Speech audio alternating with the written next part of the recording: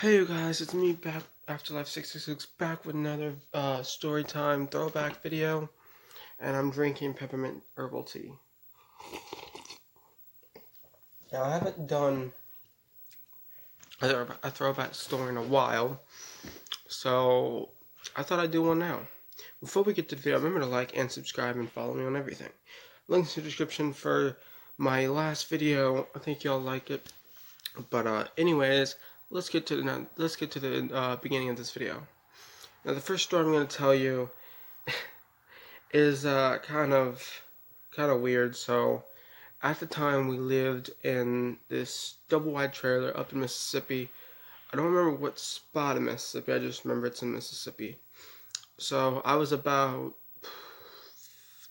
15, and we were living in this place, and it wasn't too bad. It was just on what looks like a farm.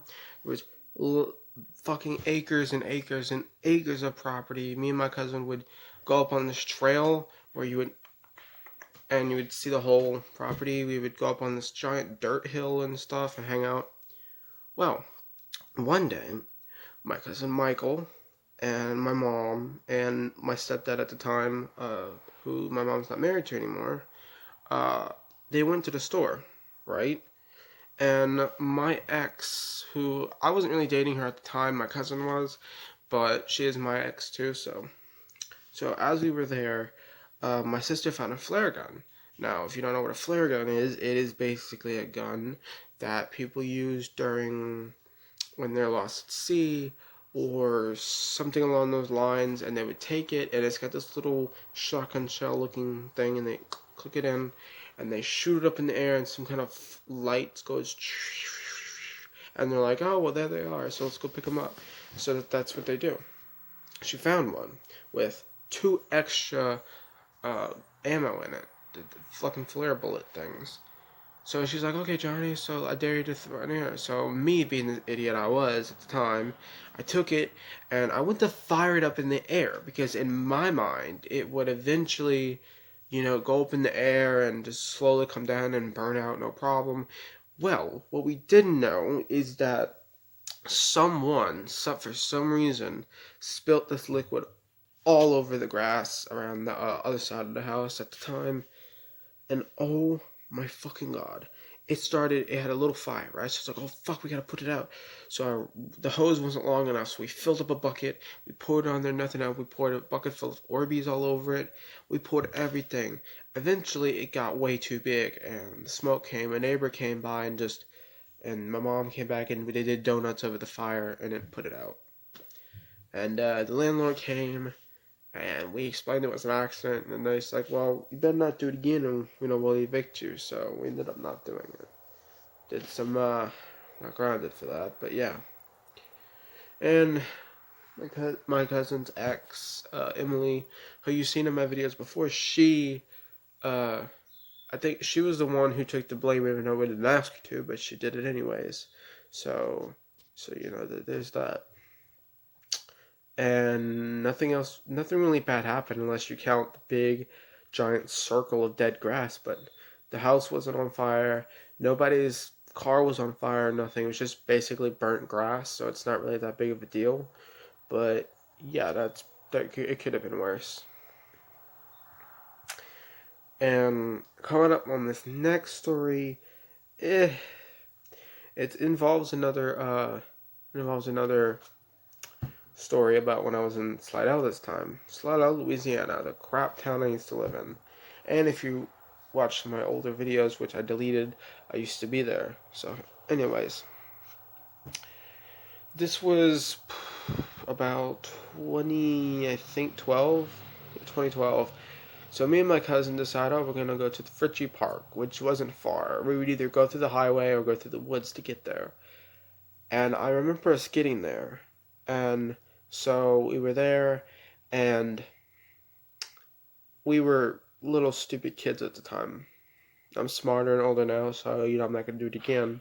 Especially because I can go to prison now since I'm 19. But at the time, me and my cousin were trying to be cool, and so we're like, okay. So I was at the playground swinging, being the lookout, and Michael would I remember this one time he took cigarettes. It was just a couple cigarettes. It was actually the whole pack, but it was not in anyone's car or nothing. It was on top of a one of the picnic tables there, and nobody was around, so he snagged it. We had this little plastic dinosaur thing for babies. We'd hide under there and smoke up a little bit, and after that, me and him we would run off, and I think we were in this little patch of woods, right? And in front of it was a baseball field. We didn't take anything, so we lit a little campfire, and it got over big. And my cousin's like, "Oh, don't worry, I'll get something." He runs off, and we didn't ride bikes there. And I was carrying his toy gun and mine, and we rode drift scooters there. So I had to carry all of that, and I got in trouble because he ditched me. And I didn't go to juvie or jail or anything. I just got grounded for about a week or two. And, I got Michael back, so it's fine. Um, I want to say this one's not going to be involving fire, but this next story is pretty funny. So, we were, this time we were going by Fitchy Park, but we didn't really go there. We just went to the woods to hang out. So we loop around this long, long, long fucking patch of woods that we were walking by.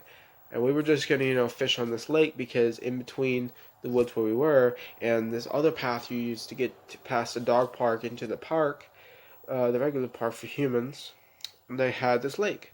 And at first you could swim in it and all this shit, and there was turtles in there. So he dives in to get a turtle, and what he didn't see is like under the plants that grew out was an alligator. Now it wasn't a big alligator, but it was about the size of this lamp, but slightly bigger than this lamp, big enough to bite your hand off.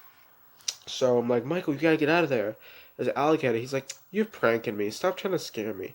So I looked down and I found this clump of concrete that was broken off or something, and it was really hard. So I took it, threw it, and it hit the alligator in the head. The alligator got pissed and came after me. Now, keep in mind that when you go into this lake, it's not flat. It's actually a small hill-like thing that you have to climb up. Once he saw the thing, the rock hit the water and it bounced off the alligator. He turns around and it's a fucking alligator. So he runs out and he didn't catch the turtle, but he ran out. Now, I don't know if you guys know this, but when there's a hill or even the slightest hill, alligators have a very, very hard time climbing up that hill. Of any kind, really. So the alligator had to slow down to be able to climb up because alligators are heavier, and even this wasn't the biggest alligator, but it weighed about like 10, 15 pounds. So it had to slow down to climb up the hill. Us humans, we have better traction given the fact that we have actual feet. So it's easier for us to do that. But the alligator slowed down, and by the time we just went 15 feet that way, and we got away. I told you, Michael, there was fucking. I told you there's an alligator, but you didn't want to believe me. And he's like, well, next time I will. Just one of the many times I had to save his ass. Never gotta thank you of any of them. Alright, this is gonna be our last story for you guys. I'm just giving you a heads up. So anyway, this next story, we were living in Bogalusa, and we were in this trailer, and behind us there were some woods that we would go in and hang out in. So we climbed through this bush, and under it another bush, and we were in this like fucking little field that's hidden in the woods. And I was sitting on a dead tree. My cousin Michael was on a different dead tree holding a snake, and we told him not to pick up venomous snakes. Well, he didn't listen. My mom said don't pick up any snakes at all, but I would let him pick up like gardener snakes and grass snakes that aren't really poisonous. They just don't do anything. And when the non-poison snakes bite you, it doesn't even hurt. So it didn't really matter. But he picked up a cottonmouth. So I'm lucky I got some pictures, because I took some pictures with him holding it. I got some close-ups, and when he jumped down, I assume he was trying to land on his feet, trying to be all cool like a ninja, but he tripped into the mud. His foot went and he fell and got bit twice on his hands. Like one, shit, I can't. Let me show you.